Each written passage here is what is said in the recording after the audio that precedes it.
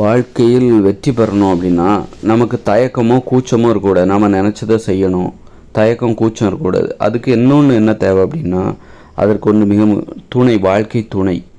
அதாவது ஒரு ஆணுக்கு பெண், பெண்ணிற்கு ஆண், அதாவது காதலியாக இருக்கலாம், மனைவியாக இருக்கலாம், அப்புறம் கணவனாக இருக்கலாம், காதலனாக இருக்கலாம்.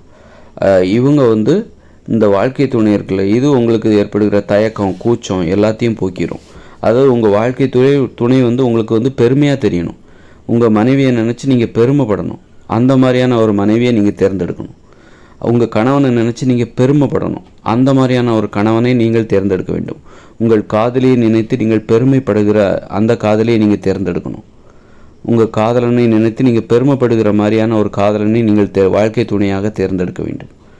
அவர்களுக்கு உண்மையாக இருப்பதற்கு ஆர்வமாக இருக்கும். உங்களுக்கு பிடிச்சவங்களாக இருந்தால் தான் அவங்களுக்கு உண்மையாக இருக்க முடியும். உங்களுக்கு பிடிக்கலை அப்படின்னா அவங்களுக்கு உண்மையாக இருக்க முடியாது. பிடிக்காதவர்களை திருமணம் செய்து கொண்டால் உங்களுக்கு கூச்சம், தயக்கம் எல்லாமே வந்துடும். பின்வாங்கிடுவீங்க. உங்களுக்கு பெருமையாக இல்லை, எனது கணவன் எனக்கு பெருமையாக இல்லை, எனது மனைவி எனக்கு பெருமையாக இல்லை, பெருமையாக உணரும்படி இல்லை, எனது மனைவியை நினைத்து எனக்கு பெருமையாக இல்லை, சிறுமையாக இருக்கிறது, எனது கணவனை நினைத்து எனக்கு சிறுமையாக உணர்கிறேன், பெருமையாக உணரவில்லை, பெருமிதமாக உணரவில்லை அப்படின்னா, எனது கணவனை நினைத்து நான் பெருமிதமாக உணரவில்லை, சிறுமையாகத்தான் உணர்கிறேன் அப்படின்னா உங்களுக்கு தாழ்வு மனப்பான்மை வந்துடும், கூச்சம் வந்துடும், தயக்கம் வந்துடும். நீங்கள் முன்னோக்கி போகவே மாட்டீங்க, பின்னோக்கி பின்தங்கி விடுவீர்கள். கூச்சம் வந்துடும். பொதுவான இடத்துல 4 பேர் மத்தியில் போய் பேசி பழகி அந்த மாதிரி உங்கள் செயல்களை, உங்கள் லட்சியத்தை நோக்கி நீங்கள் முன்னேறவே முடியாது. அதனால் வாழ்க்கை துணையில் நீங்கள் ஜெயிக்கணுங்கிறதுல உறுதியாக இருந்தீங்கன்னா வாழ்க்கை துணையில் சரியாக தேர்ந்தெடுங்கள். தவறான வாழ்க்கை துணை, உங்களுக்கு பெருமிதமாக கருதாத ஒரு வாழ்க்கை துணையை நீங்கள் தேர்ந்தெடுத்தால் உங்கள் உடம்புல நோய் வந்துடும்.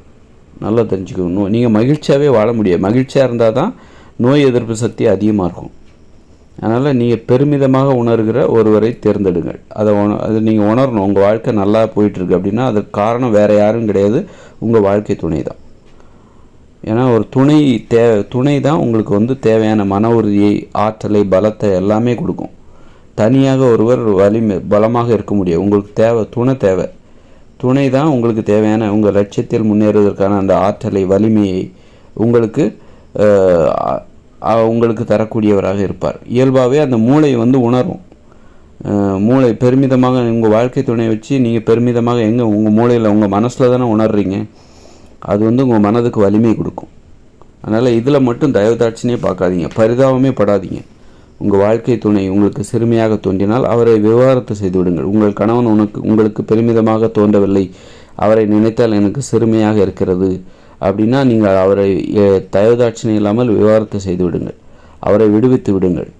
நீங்கள் இது மாதிரி தவறுகளை திருத்திக்கணும். வாழ்க்கையில் தவறு நடக்கும், தவறுகளை திருத்தணும். அதுக்கு நீங்கள் துணிஞ்சு தவறுகளை திருத்துவதற்கான அந்த துணிவு உங்களுக்கு தேவை. ரிஸ்க் எடுக்கணும். ரிஸ்க் எடுத்தால் தான் மாற்றங்கள் நடக்கும். மாற்றங்கள் தானாக நடக்கவே நடக்காது. நாமளாக தான் அதை ஏற்படுத்தணும். அப்போ ஒரு அம்மா பிள்ளைகளுக்கு பெருமையாக உணர வேண்டும். ஒரு அம்மா எப்படிப்பட்டவராக இருக்க வேண்டும் என்றால், அந்த பிள்ளைகளுக்கு தனது அம்மாவை நினைக்கும் போது பெருமிதமாக உணர வேண்டும். அந்த பெற்றோர்கள் முதல்ல அம்மா தான், அப்புறம்தான் அப்பா. அப்பா பெருமிதமாக எனது அப்பாவை நினைக்கும் போது எனக்கு பெருமிதமாக நான் உணர்கிறேன் அப்படின்னு அந்த பிள்ளைகள் சொல்லணும். எனது அம்மாவை நினைத்து நான் பெருமிதமாக உணர்கிறேன். முதல் வாழ்க்கை துணையே அம்மா தான். அம்மா என்பவர் யாருன்னா வாழ்க்கை துணை. சின்ன வயசில் கிடைக்கிற ஒரு வாழ்க்கை துணை. அப்பா என்பவர் அவரும் ஒரு வாழ்க்கை துணை. அந்த துணை என்பது பெருமிதமாக இருந்தால் அந்த பிள்ளைகளுடைய எதிர்காலம் நல்லாயிருக்கும். எதிர்காலம் இல்லை, நிகழ்காலமும் நல்லாயிருக்கும், எதிர்காலமும் நல்லாயிருக்கும், கடந்த காலமும் நல்லாயிருக்கும். அதனால் ஒரு திருமணம் ஆகின்றவரை, காதலிக்கின்றவரை ஒரு அம்மா பெருமிதமாக உணர்கிற மாதிரி இருக்கணும். ஒரு அம்மாவும் அப்பாவும் ஒரு பெருமிதமாக உணர்கிற மாதிரி இருக்கணும். அப்படின்னா என்ன அர்த்தம், எப்படி இருக்கணும்னா அவர்கள் ஆரோக்கியமாக இருக்கணும், உடல் ஆரோக்கியமாக இருக்கணும், அழகாகவும் இருக்கணும், பெற்றோர்கள் அழகாகவும் இருக்கணும், ஆரோக்கியமாக இருக்கணும். அப்புறம் அவர்கள் நல்ல பண்புடையவர்களாக இருக்கணும், சிறப்பான பண்புடையவர்கள், லட்சியவாதிகளாக இருக்க வேண்டும். அவர்கள் தான் உண்மையான வழிகாட்டிகள்.